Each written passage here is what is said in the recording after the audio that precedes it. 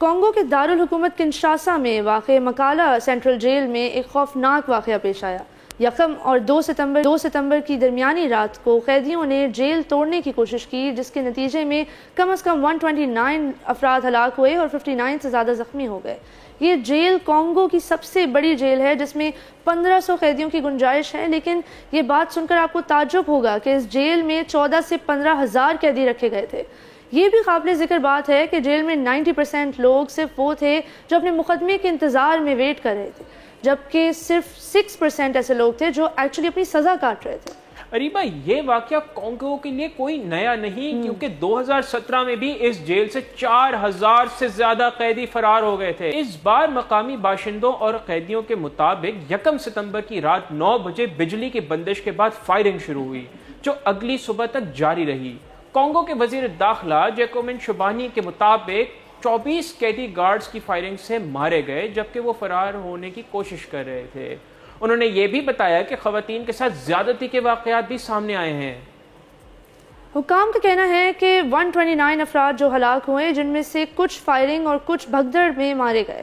تاہم قیدیوں کے حقوق کے ایک کارکن ایمینوئل آدوکول نے کہا ہے کہ ہلاکتوں کی تعداد 200 سے زیادہ ہے۔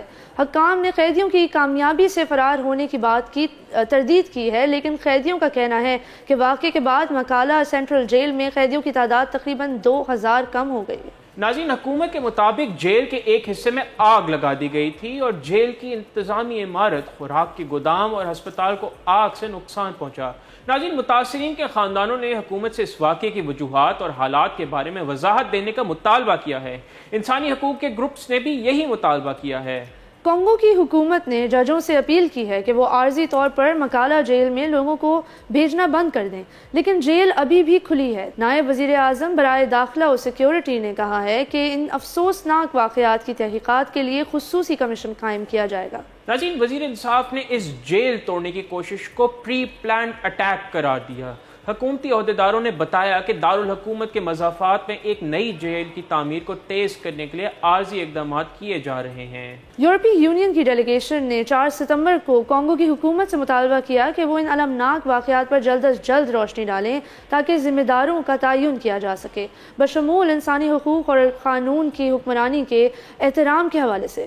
یہ واقعہ کانگو کی جیلوں کی خراب صورتحال اور انسانی حقوق کی پامالی کی طرف توجہ دلاتا ہے۔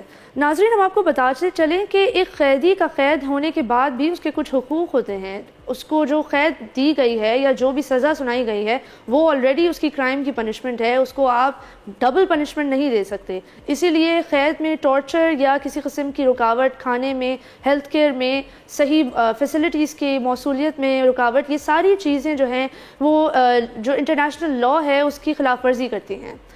اسی لیے جیسا کہ ہم نے آپ کو پہلے بھی بتایا کہ صرف 6% ایسے لوگ تھے جو ایکچولی اپنی سزا کاٹ رہے تھے، باقی سب اس انتظار میں تھے کہ ان کا کیس کب فائل ہوگا اور وہ کب عدالت جا کے لڑیں گے۔